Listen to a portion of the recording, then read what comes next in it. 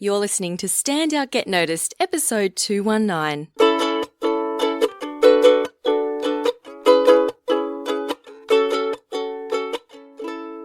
Hi there, Rockstar, and welcome to Stand Out Get Noticed. I'm Christina Canters here with you for your weekly dose of insights, tips, and inspiration for becoming a more confident and powerful speaker and leader. Now, if you haven't yet already, come on over and connect with me on LinkedIn. That's where I'm the most active on social media, and I would love to connect with you and to learn more about what you're up to. So just go on over to LinkedIn and search for my name, Christina Canters. Okay, today we're talking about how to prevent and recover from brain freeze. This is something we've all experienced. You know, have you ever stood up to speak and then just gone blank? Could not remember, even though you prepared and practiced and practiced and practiced, and then you stood up and all of a sudden everything just leaves. Or maybe you stand up and you speak and then you sit back down again and you go, I have no idea what I just said. Has that happened to you? It's happened to me. And I guarantee you it's happened to most people in this world. That, my friend, is brain freeze. And also the fear of freezing up and forgetting your spot or not knowing the answer to a question. This holds many people back from doing more speaking engagements. Maybe it happens to you in a meeting when you're put on a spot, asked to share an idea. So this can be debilitating and can really cause people to avoid these situations altogether, which is not what we want for you, right? We want you to be speaking up, feeling confident, feeling courageous, and putting yourself and your messages out there. So in this episode, I'll be sharing 2 powerful techniques, which I call grounding techniques, to help reduce your chances of experiencing brain freeze.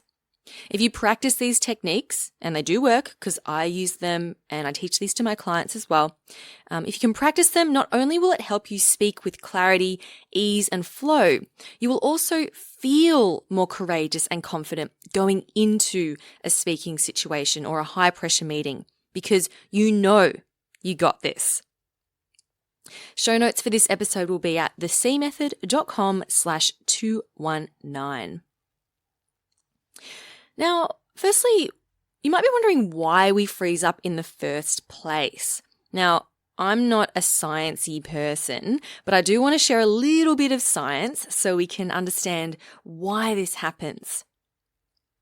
So there's a part of the brain called the periaqueductal gray, or PAG, and this is the brain region responsible for dictating how we respond to perceived danger. And both animals and humans have the PAG. And the PAG has been known to receive various inputs about potential threats. And what it does is it triggers automatic reflexive responses that then cause us to freeze in place.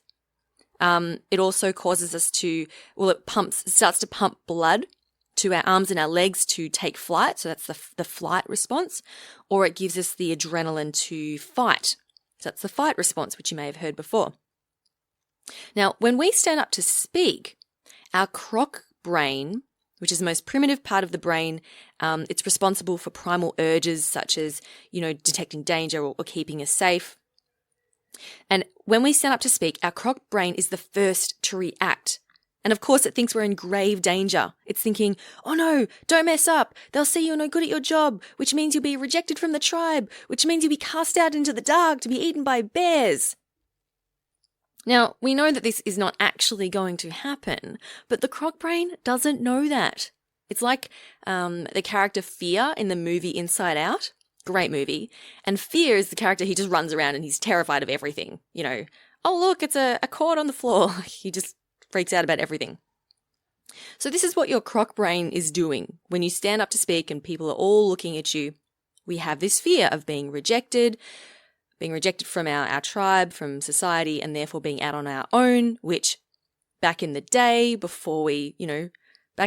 would be, eaten if we didn't have the support and protection from our tribe. So the PAG, going back to the PAG, It responds to the croc brain, and one of the responses is for us to freeze in place. And it also can start to pump blood to areas required to fight or run away, like our arms and legs. Now, we can also start to breathe shorter breaths and even hold our breath. And you may have noticed this before. When you start to feel anxious, your breathing gets shallower or you hold it. Now, what this does is direct blood and oxygen away from the brain, which is where we need it the most to think clearly.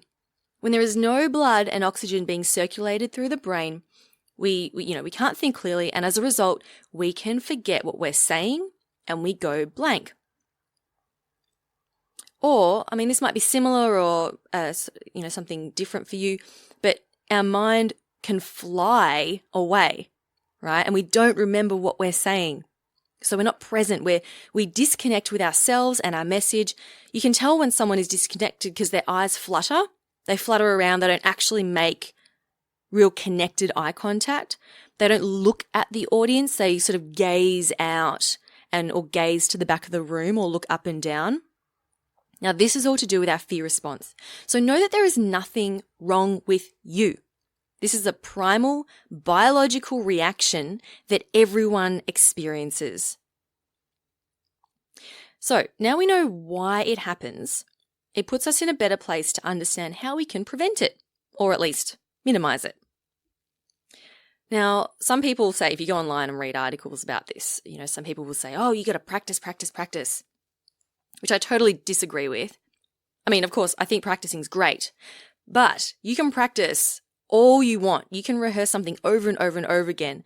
But if you stop breathing and if you stop that oxygen getting to your brain, then it doesn't matter how well you know your subject, you might freeze up and forget. Okay?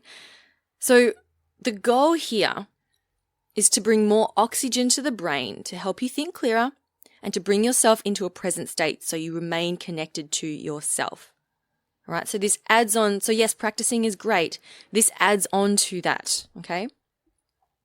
So I'm about to share with you 2 super awesome exercises to help you do this, to ground yourself, to reduce your anxiety and bring more of that oxygen into your brain.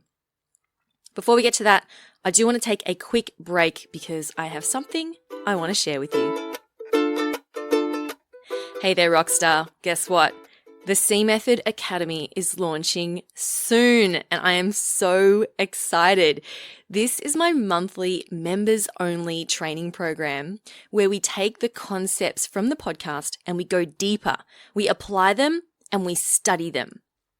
If you love the podcast, but you want a more hands-on approach to support you and to help you implement what you learn and see results quicker, then the Academy will be great for you.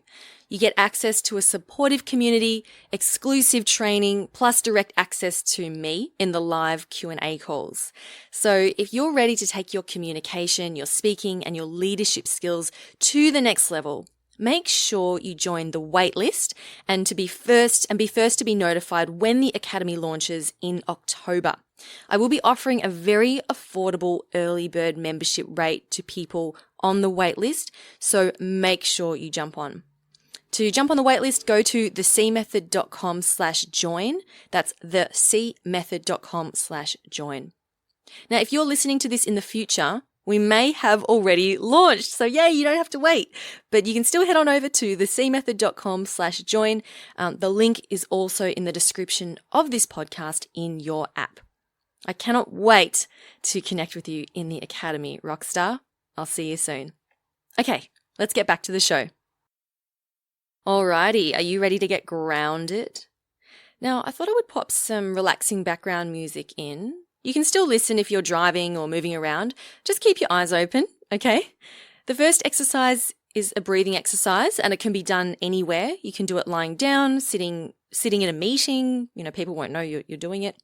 On the train, in the car. Anytime you feel a bit anxious and want to calm down, you can do this. The second exercise requires you to be standing still in one place. So practice this, once you're home or in a quiet space by yourself. Okay, are you ready? Let's do it.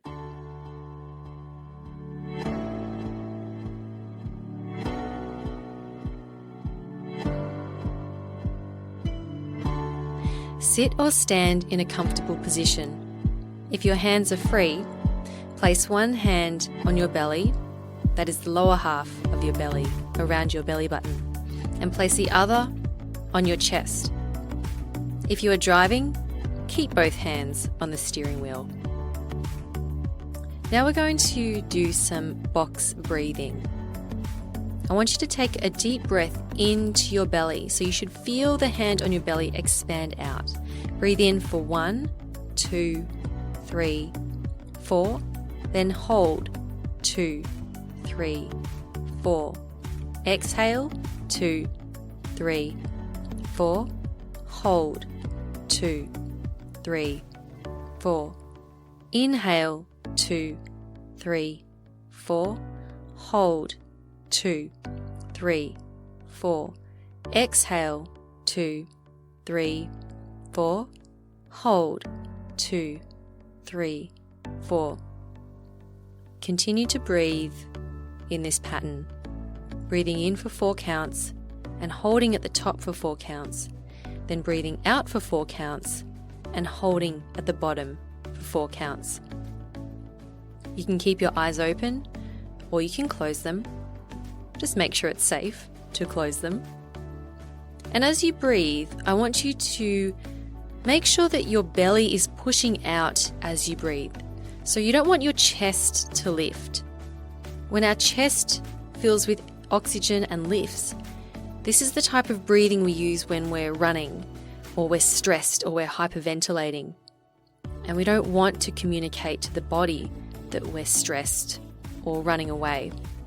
Instead, we want to breathe deep into our belly. Don't worry if you look unattractive because of your belly sticking out. What we want here, what we're aiming for is calm. So you're still breathing in for 4, holding for 4, out for 4, and holding for 4.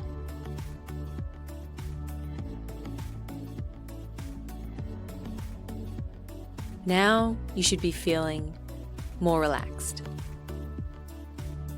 You can do this type of breathing in the morning before a big presentation.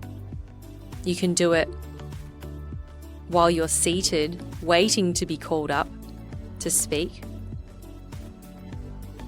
And even while you're speaking, if you can focus on breathing into your belly and keep that mindfulness on the breath, it will help to keep you focused and connected, and will help to avoid any brain freeze. Okay, let's move on to the next technique. Only do this if you're standing or are able to stand. I want you to stand with your feet hips width apart, with your toes pointing forward. So uncross those legs. And I want you to just notice your feet on the ground. Feel the floor underneath your feet. Wiggle your toes. Feel that connection. Now I want you to press your hands to your sides and lean slightly forward. Yes, a little bit like Michael Jackson in Smooth Criminal. Lean slightly forward, but not so far that you fall. But I want you to squeeze your toes into the ground and feel that tipping point where you're just about to fall over. And then I want you to bring it back. And then lean backwards slightly into your heels. So you're feeling this full range, even though it might be very slight, but this range of where your body is moving in space. Leaning forward and leaning backwards. Now come back to center and lean to your left, ever so slightly without falling over, and then lean to your right. So what we're doing here is we're developing an awareness of all 10 toes on the floor, all 4 corners of each feet on the floor. And I want you to picture yourself like a tree and that you've got strong roots growing out of your feet into the ground, and they're rooting you to the ground. And you're planted, you're literally planted into the ground. And you feel firm, so firm that not even a hurricane could push you over. And I want you to feel that strength in your feet coming up through your calves. And I want you to give your calves a squeeze to activate them. Feel them being active. Now move up to your knees, and I want you to feel your strong knees connecting to your legs. And squeeze your kneecaps up. Activate them. Say, hello, kneecaps. I can feel you there. And then as you move up, I want you to squeeze your thighs. Feel the strength of your legs as you squeeze them.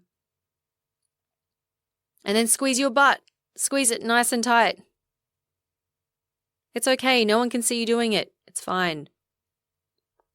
And I want you to feel this strength through your lower body. Feel yourself grounded to the floor. And maybe you're starting to feel a little bit stronger already. Feeling more sturdy. When we speak from this position, we feel more powerful. Our words have more depth. We're able to give our words the oxygen and the power that they deserve, because we are starting from a strong foundation. Now, even though your legs might be squeezed, your legs and your butt and your feet might be squeezed and planted, your upper body is relaxed.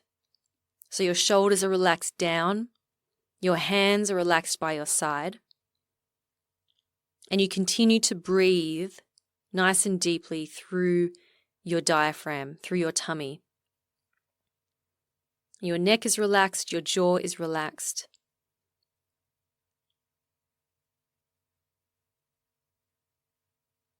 And this is the position from which you will speak powerfully.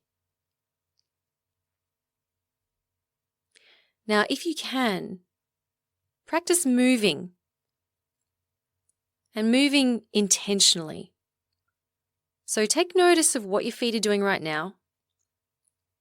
Feel strong and rooted into the ground. And then gently take a step and take 2 steps and move slightly. Take a few steps and then stop and replant your feet. So this is how you move. You move with intention. And you don't have to move. You can stay there. But doing this, planting your feet into the floor, activating your leg muscles, squeezing your legs, squeezing your butt, continues to remind you that you are here. You are physically present. You are connected to the ground. And when you are physically present and you're aware of your body, you will be more aware of the words you're saying. You'll be more aware of the people around you, of your environment, of the room, and it'll contribute to your overall presence.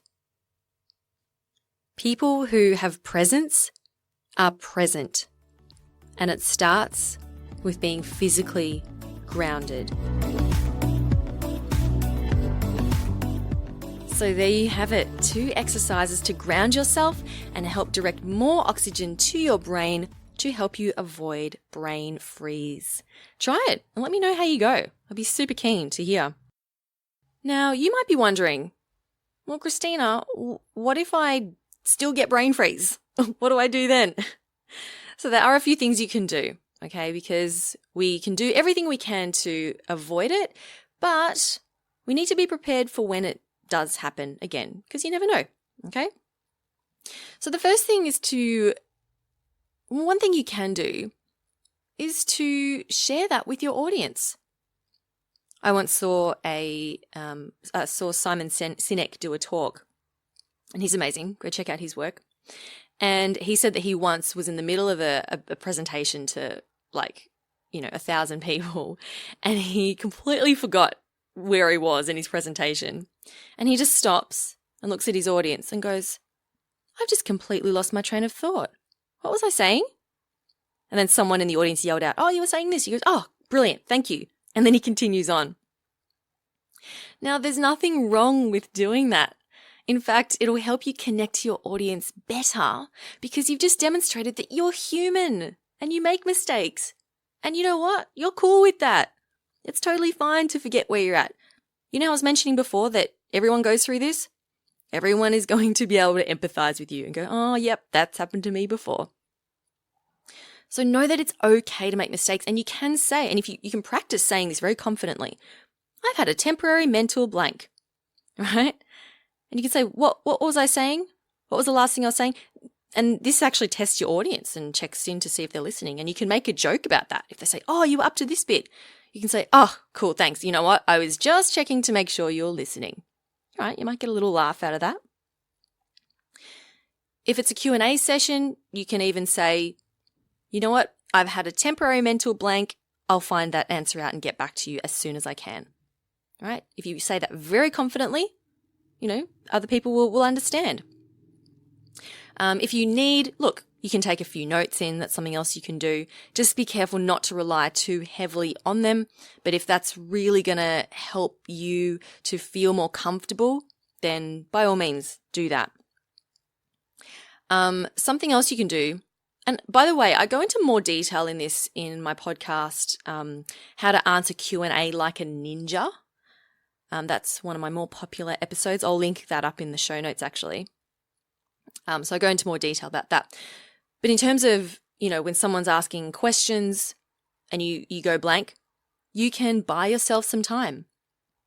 So you can repeat the question. So if someone says to you, you know, what are your top 3 tips for, you know, someone getting started in this industry? You can sort of look up and look really thoughtful and go, what are my top 3 tips for someone getting started in this industry? You know, that's a really good question. You know, my first tip would be, and you've literally just bought yourself, you're not literally buying time.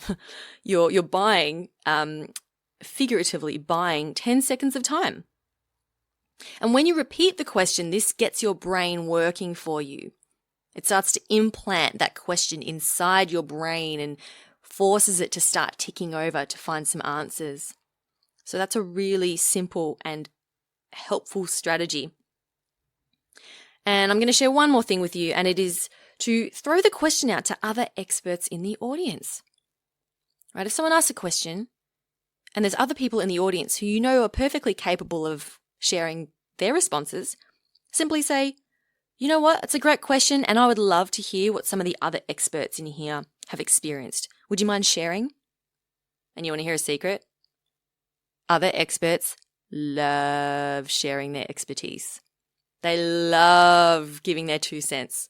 So they will absolutely welcome that opportunity to share.